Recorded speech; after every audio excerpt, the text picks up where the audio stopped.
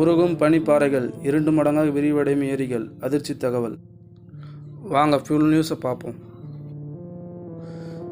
இஸ்ரேலுடைய செயற்கைக்கோள் புதுசாக என்ன அறிவிச்சிருக்குன்னா, வெப்பநிலை காரணமாக இமயமலையில் இருக்கக்கூடிய பனிப்பாறை ஏரிகள் எல்லாம் உருக ஆரம்பிச்சிருக்கு. இதனால் பனிப்பாறை ஏரி எல்லாம் 2 மடங்கு அதிகரிச்சிருக்கு. இப்படியே போய்கிட்டே இருந்தால் சீக்கிரம் வெள்ளம், நிலச்சரிவு இதெல்லாம் ஏற்படும் இஸ்ரோ அறிவிச்சிருக்காங்க.